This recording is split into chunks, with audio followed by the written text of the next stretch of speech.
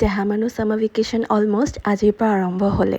সেইকাৰণে আজি দিন দুপৰতে দেহা মানুহে এই গৰমত মোক কৈয়ে ৰাখিছিলে যে মা আজি ৰুটি আৰু মাংস খাম। নিজৰ সন্তানটিয়ে কিবা খাম বুলি কোৱা মাত্ৰকে জানো মাকে নবনোৱাকৈ থাকিব পাৰিব। এই গৰমত হাতত ফেন লৈ এতিয়া মোক কলিজাটোৰ কাৰণে ৰুটি বনাই আছিলোঁ আৰু মায়ে তাকে কৈ আছিলে যে আগতে তই বিচনাৰ পৰা উঠি নাহ, আজি ল'ৰাৰ কাৰণে একেবাৰে উঠি মাংস ৰুটি চব বনাইছ। সেয়াইতো মাকৰ যাদু। আগতে মই কওঁ সেই মই বিয়াৰ পাছতে একো কৰিবলৈ নাই, তেতিয়া মায়ে কয় ৰচোন বিয়াটো হৈ ল আৰু ল'ৰা ছোৱালী হৈ ল, তেতিয়া চাম তই কৰ নে নকৰ। আজি ঠিক মাৰ কথাষাৰ সঁচা হ'ল দেই। আৰু দেহা মানুহক এয়া কৰোঁতে মেলোঁতে ভিডিঅ' বনাওঁতে মোৰ আকৌ ৰুটি এটা জ্বলি গ'ল। সেইকাৰণে মৰমতে দেহা মানুহে নিজৰ পৰা মোক খুৱাই দিছিলে। ৰাইজ ইমানেই বেছি গৰম পৰিছে যে গোটেই দিনটো একো কৰিব নোৱাৰা হওঁ। আজি ৰাতিলৈ আকৌ গাটো ধুই লৈছোঁ গম পায়নে। এয়া চাওক, এয়া অৰ্ডাৰ দিছিলোঁ মানুহজন থকা সময়তে কফি ব্লেণ্ডাৰ। ইমান ধুনীয়াকৈ কফিটো ব্লেণ্ড হয় নহয়।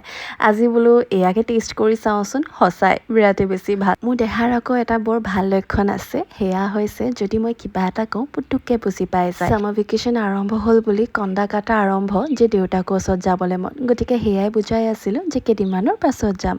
দেহা পিছত ইমানেই বেছি ব্যস্ত হৈ গৈছোঁ যে নিজৰ কাৰণেও সময় নাই আৰু লগতে ঘৰৰ কামবোৰো তেনেকৈ থাকি গৈছে। তেন্তে এতিয়া সেয়াকে কৰি লওঁ, আজিলৈ আহিছোঁ, বাই।